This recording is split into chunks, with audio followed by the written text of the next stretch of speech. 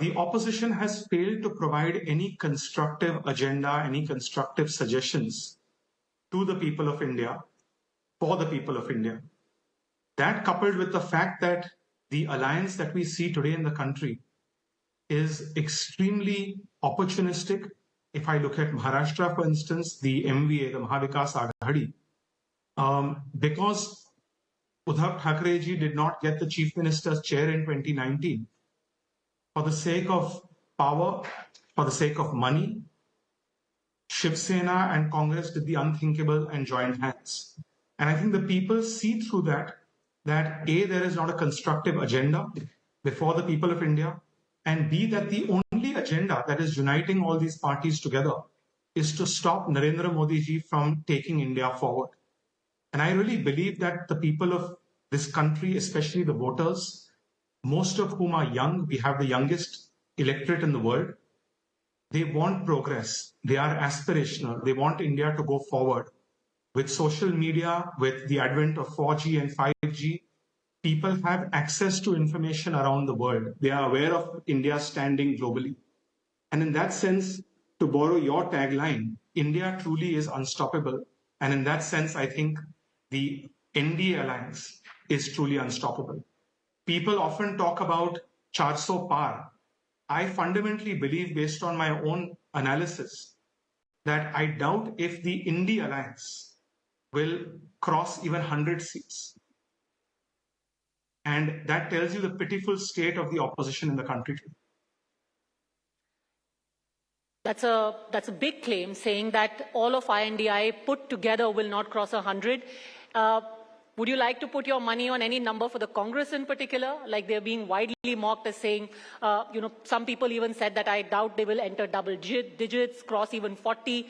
Any number you're willing to wager? I wouldn't want to bet on a number, but what I can tell you as someone who knows Mumbai extremely well, who's fought for Lok Sabha elections from Mumbai starting in 2004, Mumbai is all set to elect all 6 of its MPs to the NDA fold once again. And I really fundamentally believe that the people of Mumbai, the people of Maharashtra, and the people of India are seeing through this opportunistic alliance, where just a few months ago, for instance, the Congress was calling what Aam Aadmi Party had done, the Delhi government's policy, as corruption, and that it was calling for arrests, and is now calling arrests unconstitutional, is calling arrests undemocratic. And the same applies in Mumbai and Maharashtra, where till recently, Uddhav Thackeray and the Congress were calling each other all kinds of names. And today they're working together and under just one objective, which is to stop the Prime Minister and stop the Prime Minister from doing something positive for the country, to stop the Chief Minister and the Mahayuti government in Maharashtra from doing something positive for the state. So I think people will see through this. I think Mumbai is all set to elect 6 MPs. There's not even a doubt in my mind about that. And I honestly doubt, and we'll see that on counting day in June, but I honestly doubt and will be extremely surprised if the India alliance crosses 100 seats. One more question on Maharashtra before we look at a national overview. We're talking on a day when the Congress and the Shiv Sena are at odds over the seats which have been declared by the Sena UBT. Now you've had, Sanjay Nirupam coming out and saying Shiv Sena has declared their candidate on Mumbai Northwest. I was supposed to fight that seat. You've got even a Varsha Gaikwad who is unhappy with Sangli being given to the Shiv Sena. When you look at what's happening around you right now, is there a sense of despondency given the time and the years you and your family has given to the Congress party, or a sense of, I told you so? Well, to be honest, now I've moved beyond the point of I told you so. The Congress for me is the past. I'm looking towards the future. I want to contribute in a constructive, positive way. My politics, Padmaja, has always been constructive. I've always wanted to represent Mumbai and Maharashtra. I've always represented Mumbai and Maharashtra in New Delhi. So I'm not surprised at what was the sense of despondency in the Congress. I warned the Congress party in 2019 that the MVA alliance is purely opportunistic, purely for the sake of money, purely for all the wrong reasons, and that eventually this will hurt the party's interests. The Congress, I think, refuses to see the writing on the wall. It's frustrating it was frustrating for people like me I have many friends who continue to be in the Congress who I know find it frustrating. But ultimately, as an Indian, rising above party differences, I think as an Indian, I'm sure everybody in your audience will agree with me when I say this, that the country wants a strong opposition. The country wants a strong opposition that is also constructive. And I think that is something, at least I hope, that the Congress would aspire to. That is something I hoped this India Alliance would aspire to provide constructive suggestions on how we can take the country forward. We are at a unique time in India's history. There are massive geopolitical tailwinds. The world is looking at deleveraging from China. There's a China +1 strategy economically. India has every opportunity before it to take advantage, to provide jobs for our people, to provide national security for our people, to provide growth, economic prosperity. And it's unfortunate, it really hurts me, in fact, as an Indian, that not one constructive suggestion from a party which has a very rich legacy also.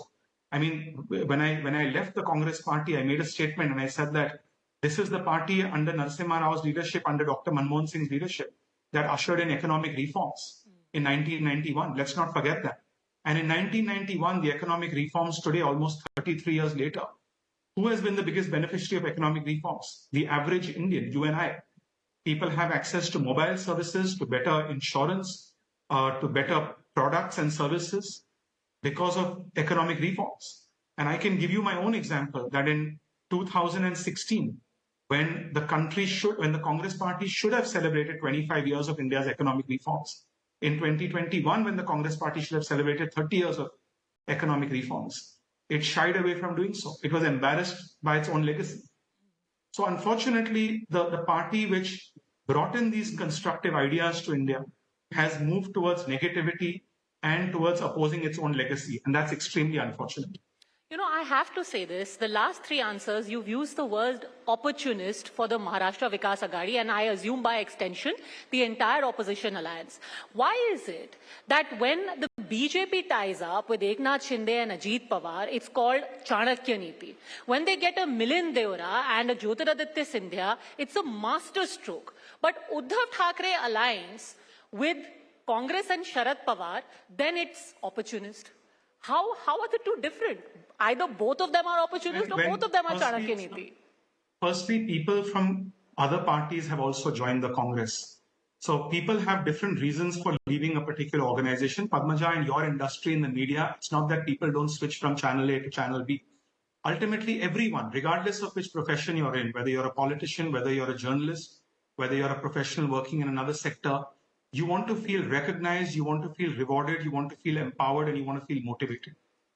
If those aspects are taken away in your job, and the purpose for which you joined a particular career, a particular profession, those objectives no longer exist.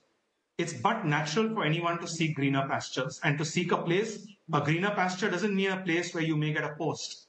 A greener pasture could mean a place where you feel rewarded, where you feel acknowledged for your talent, where you feel acknowledged for your hard work. And that's precisely the reason someone like me left the party. I tried for 10 years during Congress's most challenging period, during its most difficult decade. I stayed loyal to the party with no post, mind you, no post. Not being a legislator, not being holding a position in the party for much of that 10 years. I stayed loyal to the party. But I always hoped and I always tried to bring about changes from within. At one point, you reach a stage where you know it's not going to change. And it refuses to change. It refuses to see the writing on the wall. And at that point, you want to be able to contribute.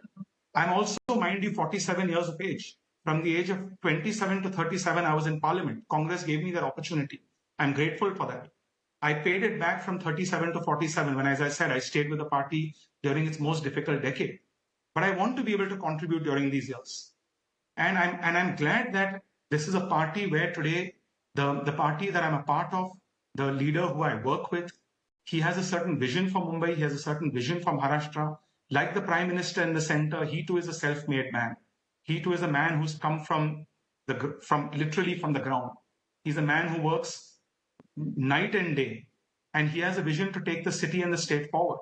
And that augurs well with my core ideology, which is to take Mumbai and Maharashtra forward.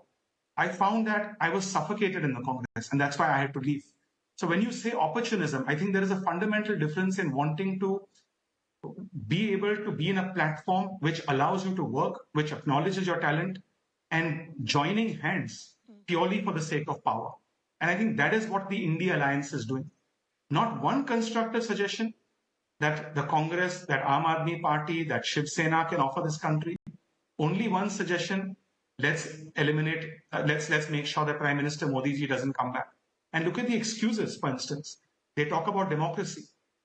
When the Supreme Court, for instance, strikes down electoral bonds, at that point the judiciary is working very well for the opposition. When the Supreme Court upholds 370, at that point they'll make a criticism that the judiciary is compromised. When they win elections, the EVMs are working fine. When they lose elections, EVMs should be scrapped. So this kind of hypocrisy, this is opportunism in my opinion. And this opportunism is what the people will judge in the months ahead, in the weeks ahead. And that's why I'm confident that India will not cross 100 seats. Some of the words that you have used, at the time when you left the Congress, and actually before that as well, you had been speaking out periodically: emotional, suffocated, I didn't get respect. From who? An individual, a system, an organization? Who made you feel unseen and suffocated in the Congress? Look, I've moved beyond the Congress. There's no point now talking about the past. I'm looking towards the future. As I said, I have no ill will towards anyone. To me, it looks extremely clear that Narendra Modi ji will be the Prime Minister of India once again in June. What I can only hope for, Padmaja, and I can only express this, hope to express this through a platform, and I hope that people on the other side will listen, is that India gets a strong and a constructive opposition. To be a strong opposition, to start with, the opposition needs to stop being destructive, negative, and offer constructive suggestions. I still believe that there are people in the Congress party, many of whom are my close friends. There are some people in the opposition, many of whom I know very well and who I respect, who have good suggestions, who have good ideas.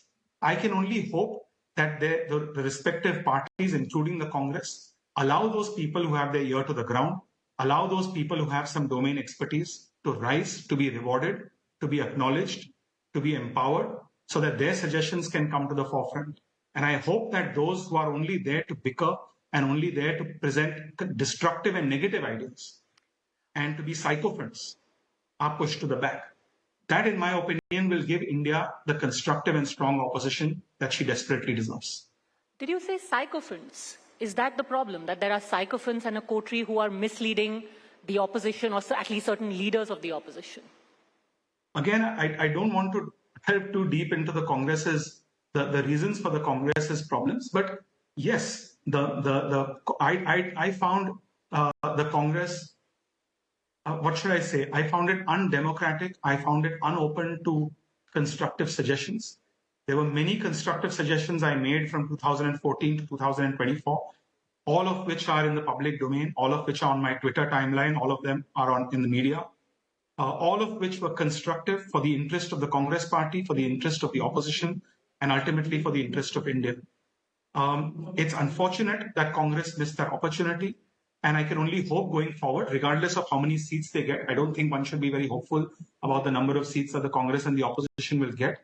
But regardless of the number of seats that the opposition and the Congress get, I hope that they finally learn their lesson after 10 years and 3 successful defeats.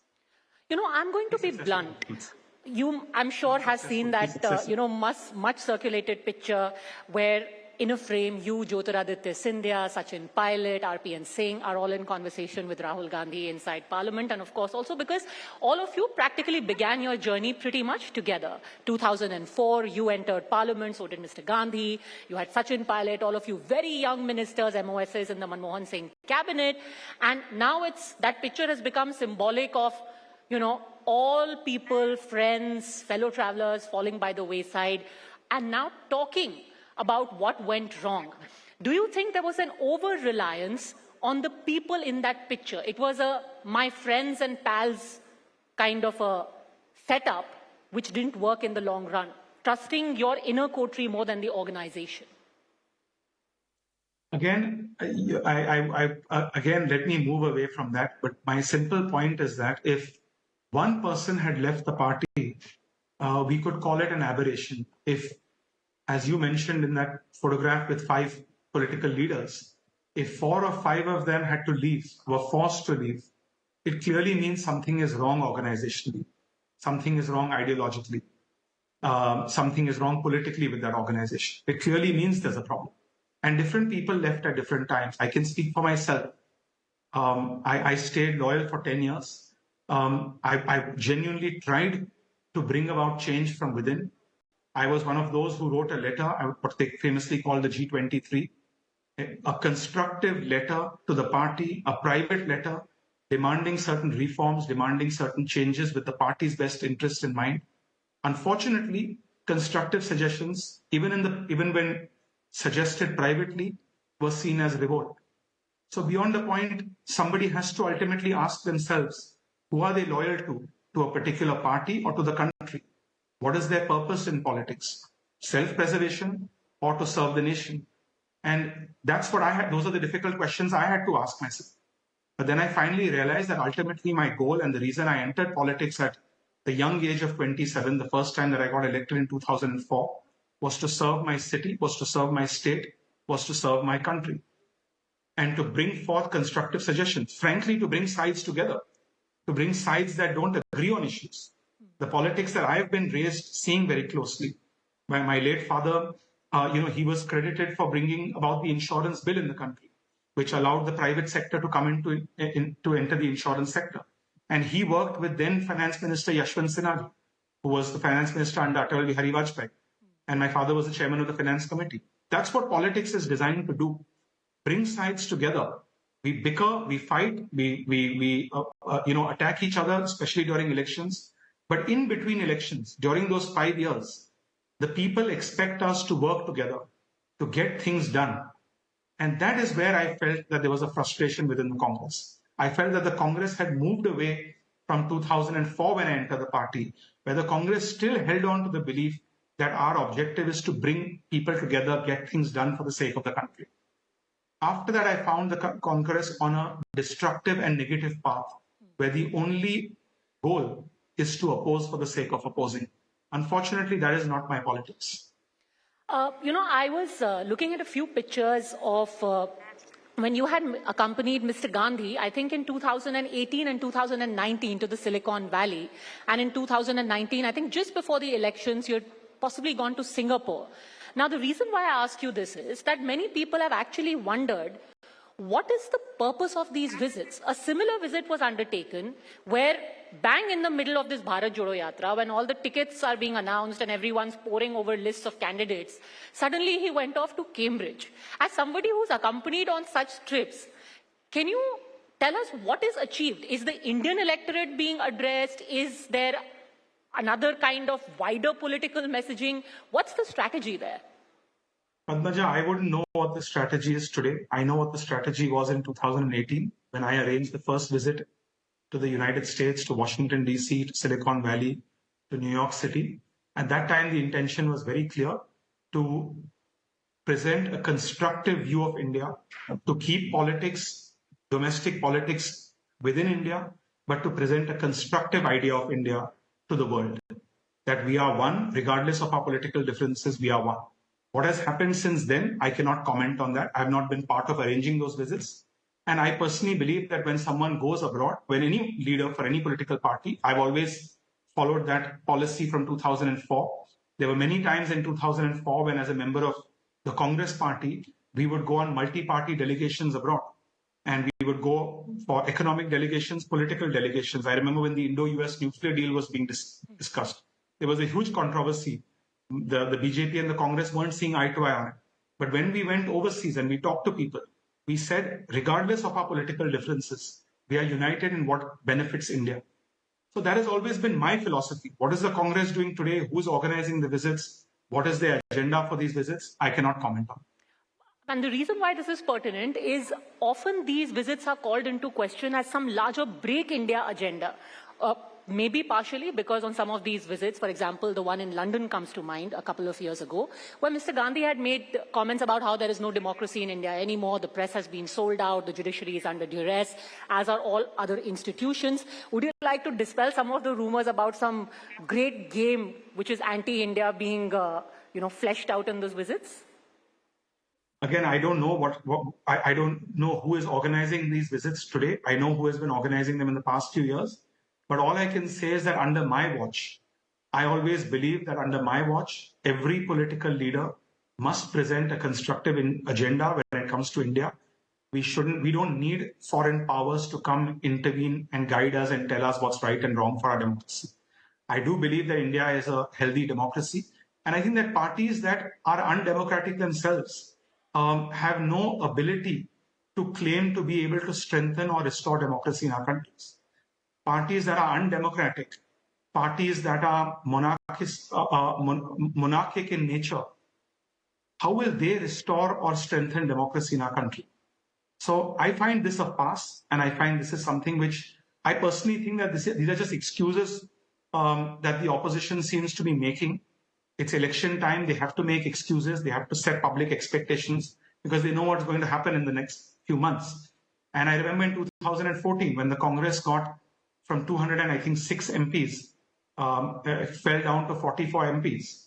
The Congress blamed a whole set of people. 2019, it blamed a whole set of people, institutions. 2024, the same thing will happen.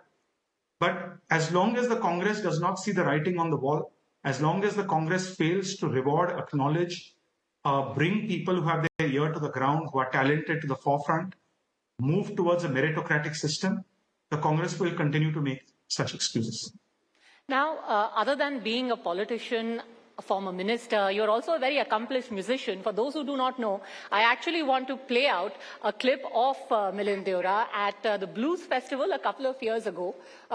You're also part of a band which is called Third Degree. First, let's take a look at that performance by Mr. Deora.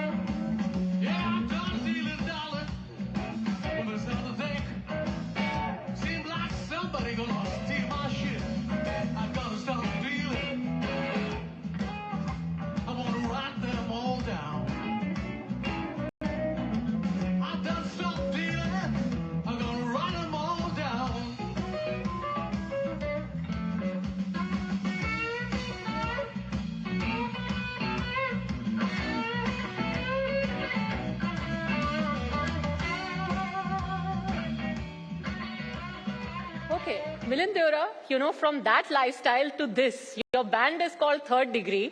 Some people say working in the BJP Shiv Sena is in itself third degree. How are you going to balance the two? Well, firstly, I hope your audience hasn't left the room watching that long clip. They haven't actually. A dozen of them walked in. Well, music is a part of my life. Music will never go away. And as I mentioned to you earlier, I'm still the same person I always was. The Shiv Sena led by Eknath Shindeji he's very clear in what he expects from me. He's very clear in that he's asked me to represent Mumbai, to represent Maharashtra. Shortly after I joined the party, I was in Davos. I saw how hard he worked to bring investments to Maharashtra, to bring jobs to Maharashtra. I saw the kind of competition in Davos where different states are competing. So these are areas, Padmaja, which I'm good at, and this is how I hope to serve my city, my state, and my country.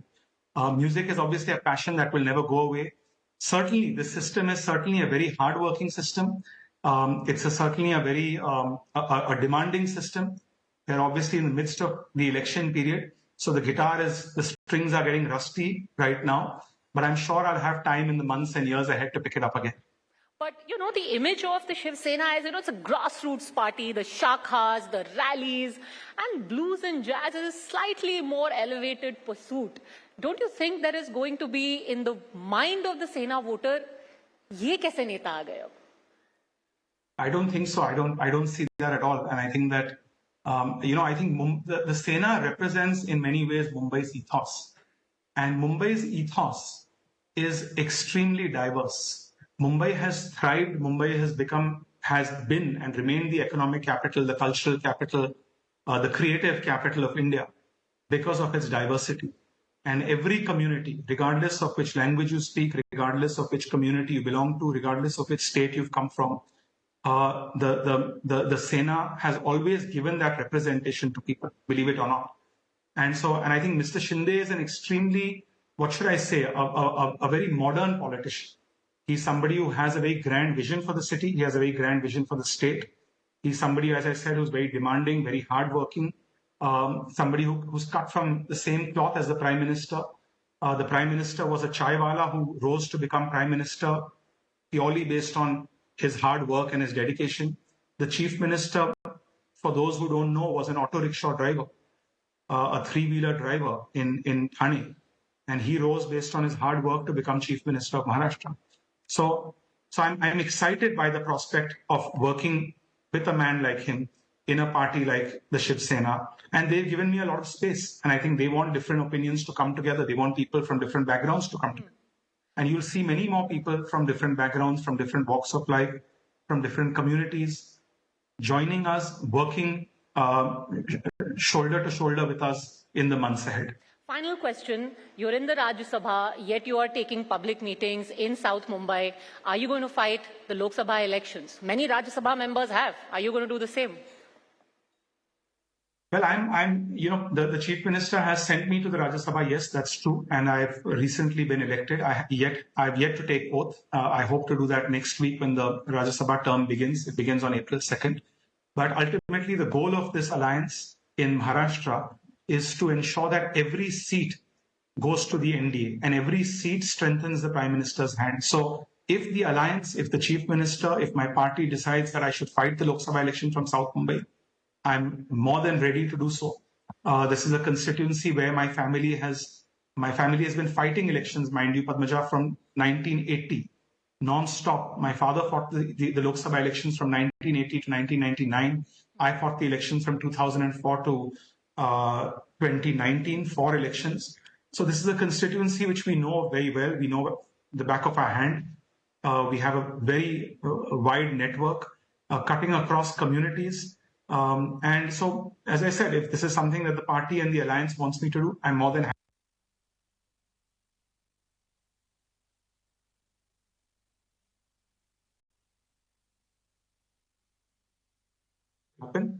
And if the alliance feels I'm the best candidate to achieve that objective, I'm more than ready and more than eager to do so.